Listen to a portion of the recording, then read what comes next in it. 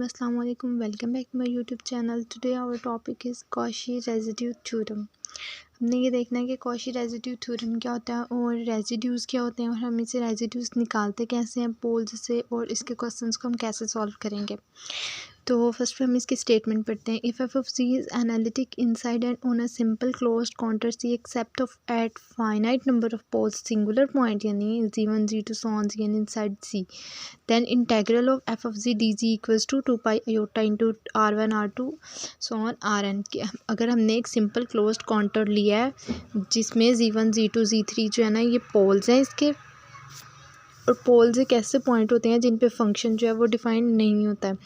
यहाँ पे R1 R2 R3 की रेजिड्यूज़ हैं ऑफ क्रॉसपॉन्डिंग पोल्स। जितने पोल्स हमारे पास होंगे उतने ही हमारे पास रेजिड्यूज़ निकलेंगे।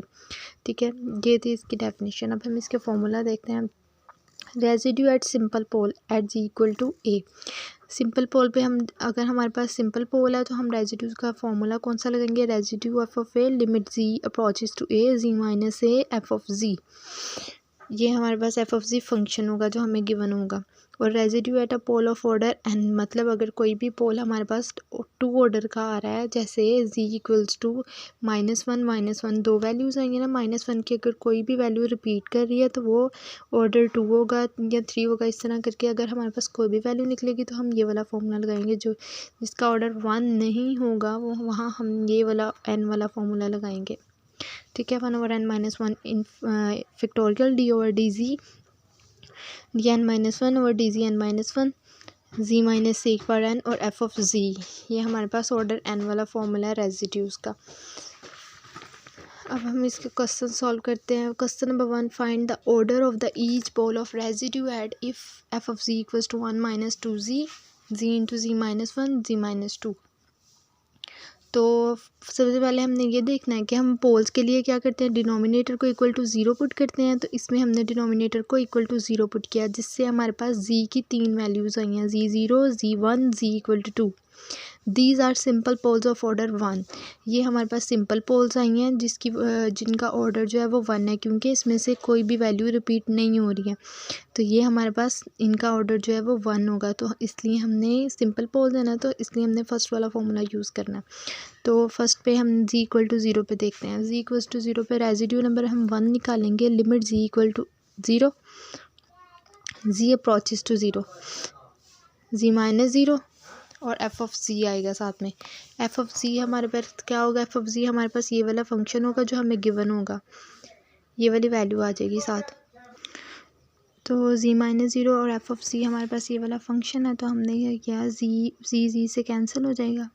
जी से कैंसिल करने के बाद हमने इसमें लिमिट पुट करके आंसर निकाल लिया 1/2। ये हमारे पास रेजिड्यू 1 निकला है एट जी इक्वल टू 0 पे। इसी तरह हमने जी इक्वल टू 1 पे निकालना है। अब 1 पे निकालेंगे, फिर 2 पे भी निकालेंगे। At ji equal to 2 limit z approaches to z minus 2 1 minus 2z, और ये सारी वैल्यूज़ नीचे आ जाएंगी। z माइनस 2 से कैंसिल हो जाएगा और हमने इसके अंदर लिमिट पुट कर देंगे। लिमिट पुट करेंगे तो हमारे पास z की जगह पे हमने क्या लगा देना है, 2 लगाएंगे। लिमिट पुट कर देंगे -3/2, रेजिड्यू नंबर 2 निकला है। अब हमने z इक्वल्स टू 1 पे देखना है। z minus 1 minus 2z z into z minus 1 z minus 2, जो भी जिस पॉइंट पे हमने निकालना है वो हमारे पास पहले यहाँ पे आएगा, फिर z में से वो माइनस होगा और फिर देन आगे ये फंक्शन आएगा। ये कैंसिल हो गया और इसमें लिमिट पुट की तो रेजिड्यू नंबर 3 हमारे पास 1 निकल आया। ये हमारे पास तीनों रेजिड्यूज़ निकल आए हैं। 3 पोल्स हमारे पास निकले थे और इसी तरह इसके कॉरस्पॉन्डिंग में हमारे पास रेजिड्यूज़ भी 3 ही निकलेंगे। अब नेक्स्ट हमारे पास है question number 2, find the residue of f of z square over z minus 1 square into z plus 2 at z equal to -2। अब उन्होंने हमें एक पॉइंट दे दिया हुआ है कि हमने इस पॉइंट पर रेजिड्यू निकालना है। तो since z equal to -2 is a pole of order 1, c equal to -2 जो है ये पोल है जिसका ऑर्डर कितना है, 1 है। ये एक ऐसा पोल है जिसका ऑर्डर जो है 1 है। So we use first formula residue of function at z equal to -2। हमने रेजिड्यू निकालना है z इक्वल टू -2 पे। ठीक है, क्योंकि इसमें उन्होंने हमें मेंशन कर दिया है कि हमने इस पॉइंट पर ही निकालना है। तो लिमिट z अप्रोचेस टू -2 उन्होंने हमें एक पॉइंट दे दिया हुआ है, तो हमने इस पॉइंट को इसमें वो फर्स्ट फार्मूला यूज़ करना है क्योंकि इसका ऑर्डर 1 है। वही वाला फार्मूला यूज़ किया हमने। यहाँ पे फंक्शन की वैल्यू पुट की है, z+2 से कैंसिल हो गया और इसमें लिमिट पुट की है जो बाकी बच गई वैल्यूज़, और हमारे पास r की वैल्यू निकली है 4/9। तो अगर हम इसे इंटेग्रल फॉर्म में देखें तो इंटेग्रल अगर हम फंक्शन का लेंगे तो वो equals to 2 pi iota into r1 r2, जितने रेजिड्यूज होंगे उन सब का सम होगा। लेकिन हमारे पास जो रेजिड्यू है यहाँ पे एक ही है, तो हमने 4/9 को कर देना है मल्टीप्लाई इसके साथ और सॉल्व करके 8 पाई आयोटा डिवाइडेड बाई 9 इसका आंसर आ गया। नेक्स्ट है question number 3, find the residues of f of z² minus 2z z+1 square z²+4। For pole denominator को इक्वल टू 0 पुट करेंगे हम, जिस पे हमारे पास वैल्यूज़ जो है ना वो 2 निकलेंगी। एक तो हमारे पास z+1 स्क्वायर था ना, जिससे हमारे पास z इक्वल्स टू -4 और -1 वैल्यू निकलेगी। दो वैल्यूज़ दोनों सेम है तो आर पोल्स ऑफ ऑर्डर 2। ये हमारे पास पोल्स हैं जिसका ऑर्डर 2 है, z इक्वल टू 2 आयोटा और -2 आयोटा वैल्यू निकलेगी। जिनका ये भी पोल्स हैं जिनका ऑर्डर जो है वो 1 है, मतलब सिंपल पोल्स हैं ये वाले।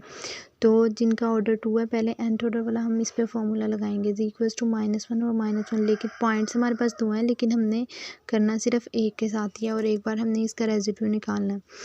r इक्वल्स टू 1 पे हम रेजिड्यू निकालेंगे, limit approaches to -1 factorial d/dz और सो ऑन आगे फॉर्मूले के अकॉर्डिंग यहाँ पे फंक्शन की वैल्यू आएगी।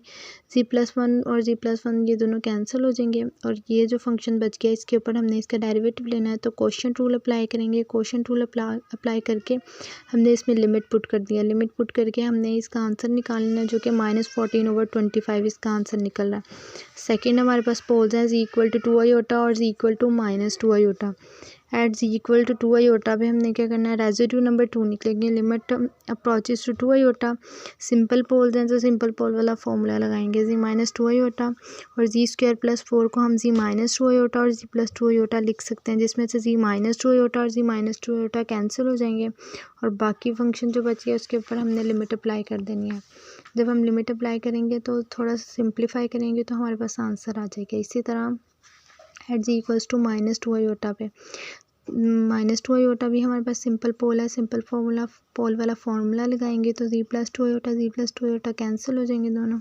बाकी जो फंक्शन बच गया उसमें हमने लिमिट अप्लाई की। लिमिट अप्लाई करके हमने इसे थोड़ा सा सिंप्लीफाई करना है और रेजिड्यू नंबर 3 निकल आएगा। और इंटेग्रल में अगर हम इसकी वैल्यू पुट करते हैं तो 2 पाई आयोटा और आगे रेजिड्यूज़ का सम लिख के से सिंप्लीफाई करना, वरना इतना आंसर बिल्कुल ठीक है। नेक्स्ट क्वेश्चन है question number 4, integral z cos of z divided by z -π/2 square dz। और उन्होंने रीजन हमें दिया हुआ है z -1 mod equal to 1। z -1 को अगर हम इक्वल टू 0 रखते हैं तो z हमें वैल्यू देता है 1 की। अगर हम इसे दूसरी फॉर्म में लिखें 1 + आयोटा 0, मतलब हमारे पास 1 और 0 इसका सेंटर है जिसमें रेडियस हमारे पास 1 गिवन है। पोल के लिए हम डिनोमिनेटर को इक्वल टू 0 पुट करते हैं तो z इक्वल टू π/2 और π/2, जिसमें this is a pole of order 2। हमारे पास दो वैल्यूज़ निकली और दोनों सेम है, तो ये पोल है ऑर्डर 2 का। अगर हम इसे ड्रॉ करते हैं z इक्वल टू π/2 है ना, तो पाई की वैल्यू 3.14 लगाई है हमने। इसको सॉल्व करें तो 1 पॉइंट समथिंग कोई वैल्यू आती है। अगर हम इसे सर्कल में ड्रॉ करते हैं तो 1 और 0 ये सेंटर पॉइंट है। सेंटर पॉइंट हमारे पास 1 0 था, 1 0 सेंटर पॉइंट है, रेडियस भी हमारे पास 1 है। सर्कल जब हमने ड्रॉ किया तो ये 0 0 पॉइंट है, ये 1 0 और ये 2 0 पॉइंट है। 1.5 जो है ये समथिंग z की जो वैल्यू है वो सर्कल के अंदर यहाँ पे कहीं लाई कर रही है, तो the point lie into the region. अगर पॉइंट जो है वो सर्कल के अंदर लाई कर रहा है तो हम इसका रेजिड्यू निकाल सकते हैं। अगर कोई एक ऐसा पॉइंट आ जाएगा जो सर्कल के आउटसाइड लाई करेगा तो उसका रेजिड्यू 0 होगा।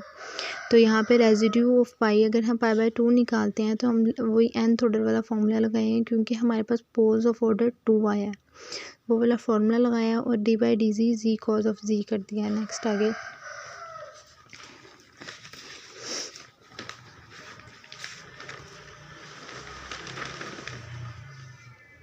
r equals to limit z approaches to π/2 product rule लगाएंगे और इसमें हमने लिमिट पुट कर देनी है जो कि -π/2 है। इंटीग्रल में इसकी वैल्यू पुट करेंगे तो -π² आयोटा आ जाएगा। नेक्स्ट क्वेश्चन नंबर 5 है 1 - 2z over z into 1 - z 2 dz।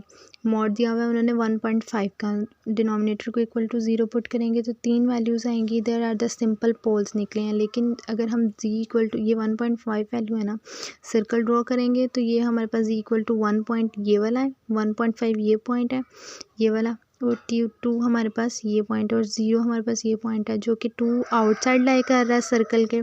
तो हमने इसका जो रेजिड्यूज होगा वो 0 होगा, तो हम इसे नहीं निकालेंगे, सिर्फ हम z इक्वल टू 0 पे और z इक्वल टू 1 पे निकालेंगे। At z equal to 0 limit जो है वो हमारे पास ये वाली बनेगी। सिंपल पोल वाला फार्मूला लगाया और जस्ट इसमें कटिंग करके लिमिट पुट कर दी और -1/2 रेजिड्यू नंबर 1 निकला। अगर हम एट z इक्वल टू 1 पे देखें तो हमारे पास लिमिट z अप्रोचेस टू 1 और जस्ट हमने कटिंग करनी है और कटिंग करने के बाद हमने लिमिट पुट कर देनी है। और लास्ट में इंटीग्रल में जब हम लिमिट पुट करते हैं तो हमारे पास -3/2 होगा, जिससे 2 से कैंसिल हो जाएगा और -3π आयोटा इसका आंसर आ जाएगा। ये हमारे पास था क्वेश्चन का आंसर। नेक्स्ट क्वेश्चन है find the residue at infinity. अब हमने रेजिड्यू निकालना है इन्फिनिटी पॉइंट पे। F of z equals to z square z minus a z minus b z minus c। Limit z approach कर रही है इन्फिनिटी को, -z into f of z।